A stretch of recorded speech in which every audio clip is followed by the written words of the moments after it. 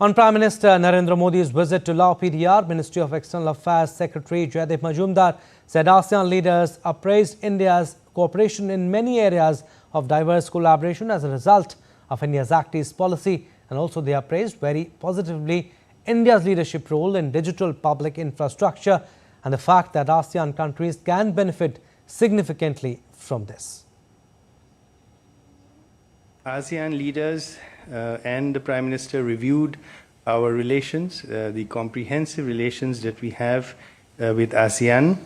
ASEAN leaders especially very positively appraised our cooperation as in many areas of diverse collaboration as a result of India's Act East policy, and also they appraised very positively India's leadership role in digital public infrastructure and the fact that ASEAN countries can benefit significantly from this.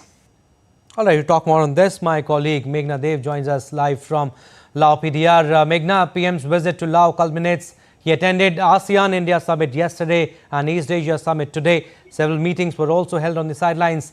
How will you sum up PM's visit to Laos PDR? Yes, Abhishek, we just saw the visuals that Prime Minister Narendra Modi has concluded his visit. He has left from Vientiane and he has left for New Delhi. So very importantly, one aspect that we see that Prime Minister Narendra Modi in the East Asia summit did talk about how expansionist theory, and he did compare it with the development theory. Very strong messaging going out from the East Asia summit from Prime Minister Narendra Modi's intervention. He spoke how the conflict across the globe is impacting Southeast Asian countries, how it is impacting the ASEAN. He did speak about how Myanmar could not be isolated and it should be included in different engagements, multilateral engagements or the engagements of the ASEAN. So that is something that Prime Minister Narendra Modi did a very strong messaging from the East Asia summit. He did talk about the South China Sea. He did talk about the Indo-Pacific. He did talk about, a number of aspects like disaster resilience, cyber security. A lot of aspects have been talked about.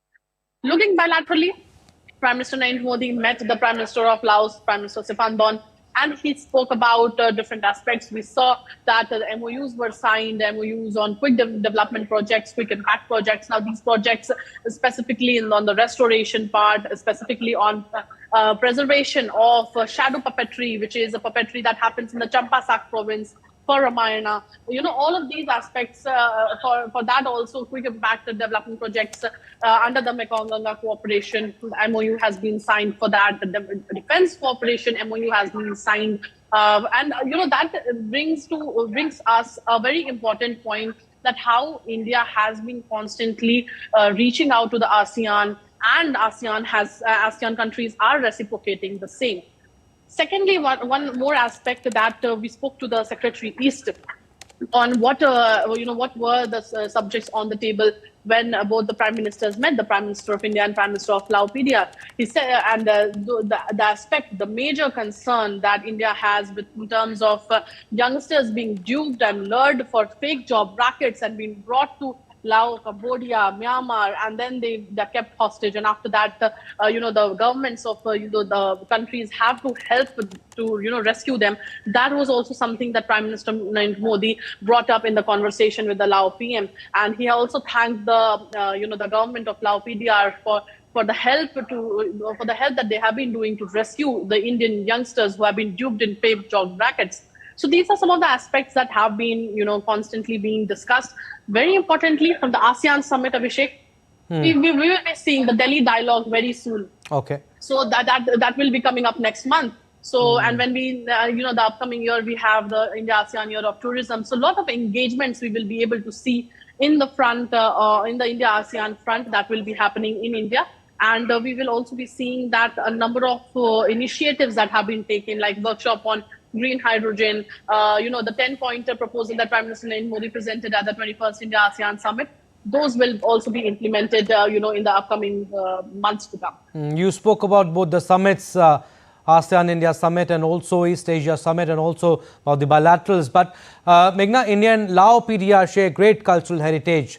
In the context of civilizational connect between India and Laos PDR, tell us how significant has this visit been? Abhishek, that's a very important question, and that's a very important thing that we saw on day one of Prime Minister Narendra Modi's visit.